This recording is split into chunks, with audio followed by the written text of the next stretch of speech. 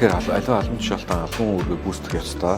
Албан тохиолдолтой холбоотой мэдээллийг олж мэдсэн тохиолдолд үүнийг авилгатай тэмцэх газар энэ дараа мэдээлэл үүрэг хуулиар хүлээсэн байж байгаа. Тэгээд энэ үүргээ биелүүлэхийн тулд та жишээ нь авилгатай тэмцэх газрын 110 гэсэн дугаарлуу шууд залгаж мэдээлэх боломжтой байдаг.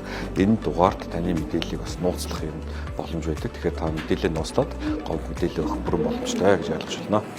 Авилгатай тэмцэх газраас хийсэн сургалтанд одоо төрийн албан хаагч бүр тэр тусмаа удирдах албан хаагч бүр авилгаас ангид байх ашиг сонирхлын зөрчилгүй байх талаар мэдүүллээ. Тийм учраас авилгаас ангид байх нь одоо төрийн удирдах албан тушаалтны ёс зүйн үүрэг болох тухай мөн одоо удирдах албан тушаалтны хувьд байгууллага хамт олондоо авилгаас ангид байхыг одоо тогтмол сануулж ойлгуулж байх үүрэгтэй болох талаар мэдүүлсэн одоо сургамжтай ачлалтай тийм мэдээлэл байлаа гэж бодож байна.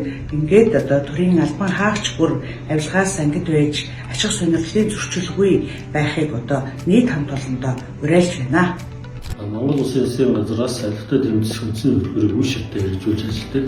Тухайн аймгийн стандарт зөвлөсөн 2024 онд нийт 7 зорилт 10 арга хэмжээ өгөх үйл ажиллагааны төлөвлөгөө гаргаж ажилласан. Энэхүү төлөвлөгөөний биелэлт нь 97.5% биелэлтэй байна. Засгийн газраас 2023-аас 24 оныг авилгатай тэмцэх жилийн зарласан.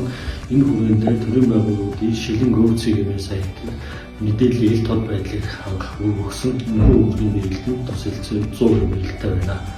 Авилгад өвөө гэж хэлцгээе.